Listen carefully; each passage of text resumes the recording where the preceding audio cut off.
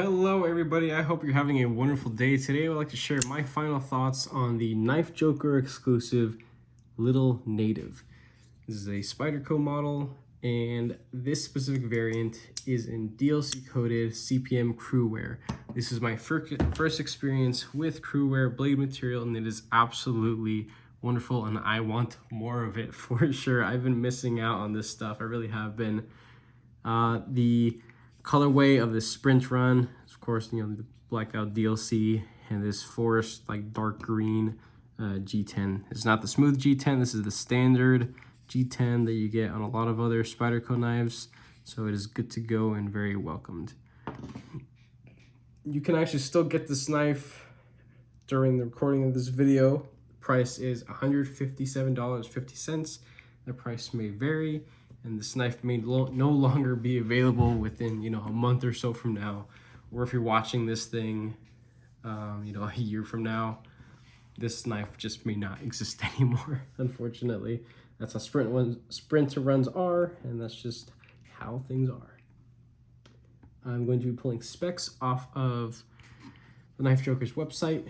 So again, this is DOC coated CPM crew wear, flat ground, plain edge. This has the wonderful compression lock there to disengage. Nice little Spidey flick there, the Spidey hole. Blade length is 2.45 inches. The edge length is 2.05. So this is definitely going to appeal to a lot of people with knife restrictions, mainly, the actual blade length. Let's see. The closed length, so just the handle, is 3.47. Overall length is 5.92.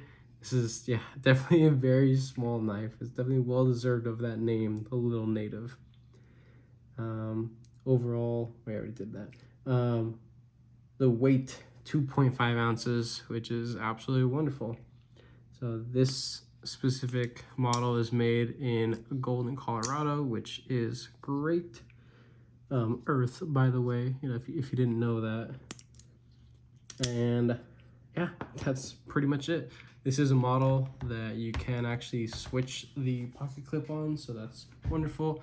A lot of Spydercos you can, but it's just still worth mentioning because there's a lot of other brands that you can't do that, unfortunately. So lefties are usually shit out of luck, and it's not cool. But this, you can definitely switch the pocket clip over. It can get a little finicky with some of the hardware pieces and making sure everything is, nice and, well, I guess, seated to when you actually start screwing everything down. And that's one of the things I wanted to mention, is that this thing was a little finicky to take apart. I did have to use 2 separate drivers. That was just my experience. This is a T8, T6, T6. So 2 different bits. Honestly, it's pretty standard with Spyderco. Something you're just going to have to accept. It's not going to change anytime soon. Another thing too is a lot of billboarding, something you're just going to have to be okay with. You have here the Silver Spider, Spyderco CPM crew wear. Eric Lesser, this is the designer. That's his maker's mark. And the Golden, Colorado, USA Earth. So that's something that's found really all across the board, all of Spyderco's line. So that's a standard essentially. Let's get into a couple size comparisons. Let's bring out some of the Spydercos that I use for size comparison. This is a pair of 3, ginormous in comparison. Pair of 2, a genuine dinosaur of a knife in comparison. It's just crazy how big that one is in comparison. Some Benchmades real quick. Osborne 940.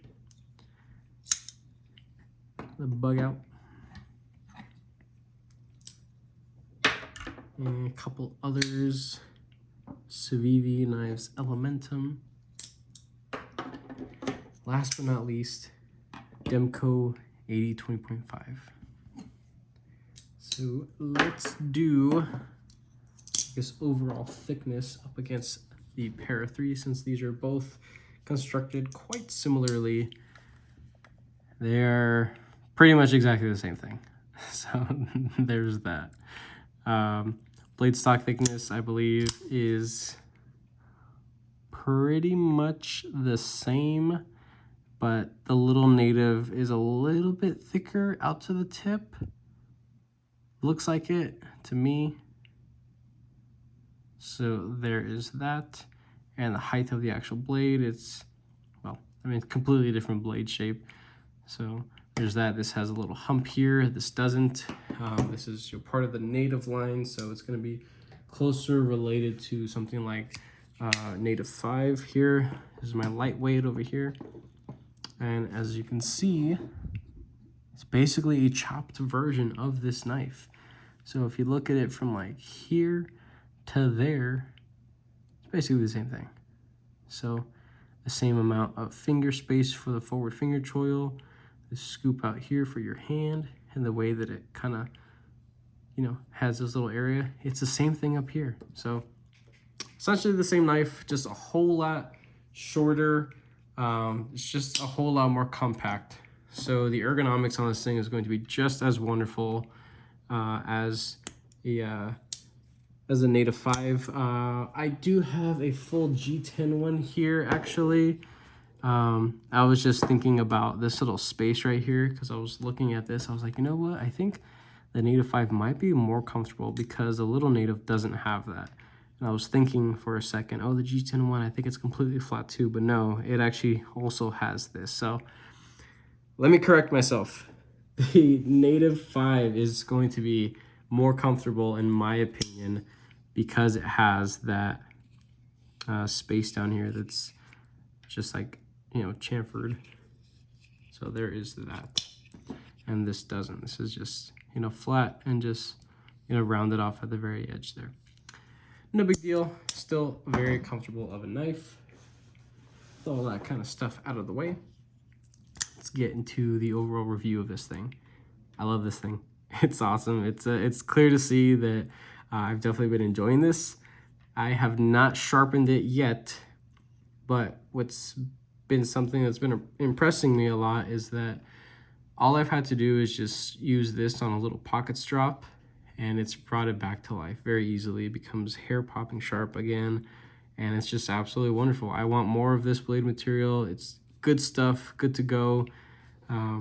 I like that it has a DLC coating on it. It's always going to help with wear resistance and corrosion resistance, and I believe that this is like putting, a lot of people use this saying, but it's like putting a Hellcat engine into like a Honda Civic body. So you have a very small, tanky feeling design, but it is still relatively lightweight. And this blade material is just, it's good stuff. It really is. I like it. I don't have any major complaints about this knife. Just kind of random things that are pretty common all across the board with Spyderco. The centering, it didn't come to me centered, and even after disassembling the first time I got it, it's a little bit better, but it could be better. I know there are a couple tips and tricks to perfectly center a blade. I just haven't gone ahead and done that yet, but I know it is definitely possible. I do have to use multiple drivers to take this knife apart, so that's again a common issue with Spydercos, but it's pretty standard, so it's not an outlier by any means. Also, lack of jimping on the spine of the blade, it would have been most definitely appreciated, and I know it is possible because they do it here on the Para 2, where it's not too sharp, but it could have been just enough to put this knife a little bit over the top and make it a whole lot better in my opinion. It's not super necessary, but I think it's always a good add-on to when you have a forward finger choil to have a little bit of jimping in the back.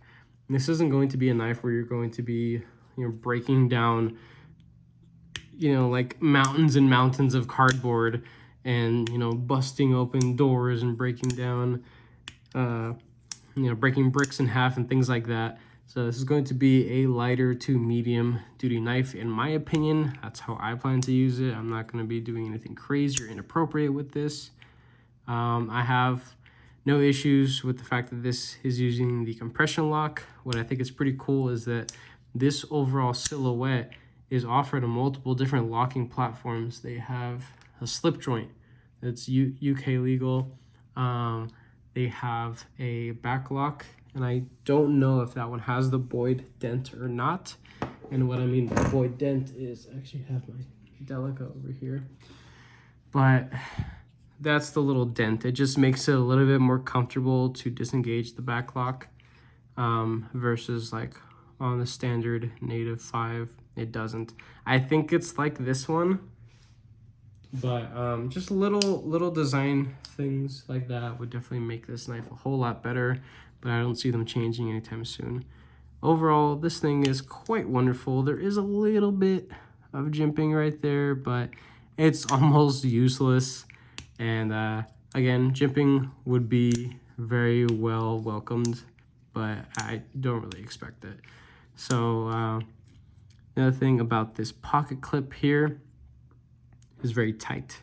And while it does go out of the pocket very well, getting it in is a little bit finicky.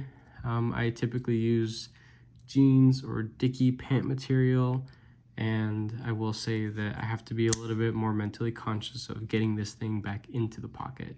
So it's just a matter of, you know, using my finger to kind of loop out the material and then put this into my actual pocket. Other knives, I could just literally just throw it in there and it goes in there quite well. But I mean, it's not going anywhere once it's finally in your pocket, so that's something good. Besides that, I love this thing. It's absolutely wonderful. I do plan to do some modifications to it. This is a keeper. I will not be selling this. It would be cool to check out other sprint runs of the Little Native, seeing how, you know, I definitely enjoyed using this one. I think checking out different cooler blade material would be something that I'd be interested in. If you guys have modified or have had multiples of this, let me know down in the comments some of the stuff that you've done to improve your overall experience with the Little Native. I know this knife definitely has a pretty big following behind it, as a lot of other Spyderco knives do, and there's a significant amount of people out there that do aftermarket parts like clips and scales and possible like liner deletes and cool stuff like that. So with that being said, I don't really have a whole lot more about this thing to really talk about. A lot of good stuff. A little bit of lock stick there, but that's also something that's common with DLC coated blades, at least in my experience, like with my Para 2, or the PM2, excuse me.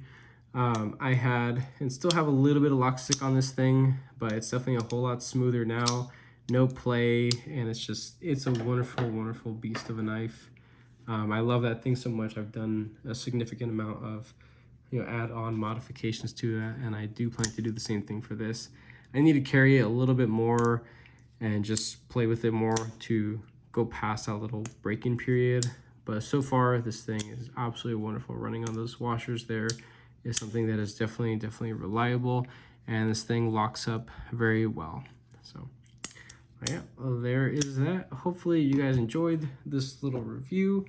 If you haven't already, like and subscribe. I definitely appreciate it, and feel free to share whatever you would like down in the comments. Again, I will be linking this down in the description. Hopefully it is still available by the time you guys watch this. If it doesn't, I'm sure there will be plenty other sprint runs to come and go. So with that, thank you so much and have a wonderful rest of your day.